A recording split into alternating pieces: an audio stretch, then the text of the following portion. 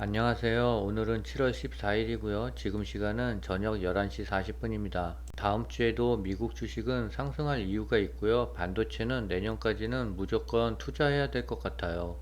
차이나 전기차는 좀 더 힘든 시간이 필요할 듯해요. 구독, 좋아요 부탁드립니다. 차이나 전기차는 오늘도 하락했어요. 진짜 지긋지긋한 하락인 것 같아요. 그래서 아직까지 마이너스 39%입니다.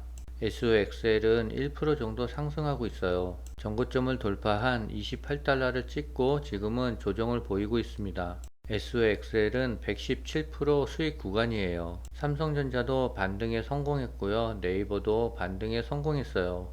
반도체 관련주들은 내년까지는 무조건 홀딩해야 될 것 같습니다. 이번 주부터 미국 기업들이 실적 발표가 시작됐는데요. 다음 주 수요일과 목요일부터는 굵직한 회사들의 실적 발표가 기다리고 있어요. 미국 기업들의 2분기 실적은 예상보다 웃돌 것 같습니다. 실적들이 좋으면 주가는 또 상승할 거예요. 인플레이션 희소식에 취한 뉴욕 증시의 S&P 500은 15개월 만에 4,500대에 진입했어요. 영국의 대표적인 매파인 제임스 블러드 세인트 루이스 연방은행 총재가 13일 총재직을 사임했대요. 블러드 총재는 총리직에서 물러나 다음 달 중순께 퍼듀대 경영대학원 초대 원장으로 취임할 예정이래요. 시장에서는 블러드 총재의 사임이 연준의 통화 긴축 완화에 영향을 줄 것으로 보고 있어요. 매파인 블러드 총재가 빠지면 연준 내에서 통화 긴축을 주장하는 목소리가 약화될 것이라는 이유에서래요. 인플레이션 둔화세도 뚜렷해지면서 7월 FOMC에서 한 차례 금리를 인상한 뒤 연말까지 동결할 것이라는 기대가 커지고 있어요. 최태원 SK그룹 회장이 반도체 업황에 대해 올라갈 일만 남았다며 6개월에서 1년 후 반등 시점으로 예고했어요. 그는 과거에 반도체의 업다운 사이클이 빨라진다라고 진단한 적이 있었는데요. 이게 빨라지는 것뿐 아니라 진폭 자체가 커지는 문제점에 봉착하고 있다라고 우려했어요. 특히 널뛰기가 심해지는 형태로 발전하고 있다며 우리 주축 사업인데 이렇게 널뛰면 좀 더 어려워질 것이라는 걱정이 된다라고 말했어요. 반도체 업황이 바닥을 찍었다는 전망에 대해서는 변수가 너무 많다며 미국, 중국 등을 보면 우리한테 건강해 보이지 않는 신호들이 일어나고 있대요. 하지만 반도체 경기는 올라갈 일만 남았다며 바닥론에 힘을 실었습니다. 최 회장은 마냥 수렁으로 넘어가는 것은 아니고 밑으로 떨어진 데에서 더 나빠지지 않고 업사이클로 올라가는 흐름이라고 본다며 2, 3년 뒤가 아닌 6개월에서 1년 뒤 정도로 보인다고 예상했어요. 차이나 전기차가 0.93%또 하락을 했어요. 진짜 지루한 행보를 보이고 있습니다. 비아디나 CATL에 아무리 좋은 기사가 나와도 주가는 계속 행보하고 있어요. 중국 전체의 경제적인 사항이 좋아지지 않는 한 차이나 전기차의 주가는 계속 지지부진할 것 같아요. 1년 반 이상을 차이나 전기차를 들고 있는데요. 아무리 장기 투자를 외치고 중국의 전기차 시장 전망이 밝다해도 인정하기는 싫지만 투자에 실패한 것 같아요. 하지만 인내심을 갖고 시간이라는 비용을 더 투자를 해야 될 것 같습니다.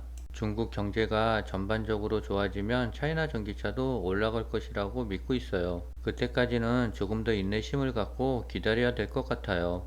중국 인민은행이 올해 디플레이션이 없다라고 자신하며 필요할 경우 지급 준비율 등을 이용한 추가 부양책 발표를 시사했어요. 중국은 지난해 말 고강도 코로나19 방역 정책인 제로 코로나를 폐지하고 경제활동 재개에 나섰지만 그 효과는 미미했고 최근에는 디플레이션 위기 경고 등이 켜지면서 정부의 대규모 부양책이 필요하다라는 목소리가 커지고 있어요. 중국에서 방처법 개정안 시행 등으로 해외 기업들의 불안감이 커지고 있는 가운데 그 효과는 미미했고 최근에는 디플레이션 위기 경고 등이 켜지면서 정부의 대규모 부양책이 필요하다라는 목소리가 커지고 있어요. 중국에서 방처법 개정안 시행 등으로 해외 기업들의 불안감이 커지고 있는 가운데 중국 금융당국이 세계 주요 투자자들을 초청해 오는 21일 베이징에서 심포지엄을 연다라고 로이터 통신이 14일 보도했어요. 중국은 더 이상 투자할 나라가 아니다라는 인식이 퍼지자 이를 불씨시키려는 의도로 보인대요.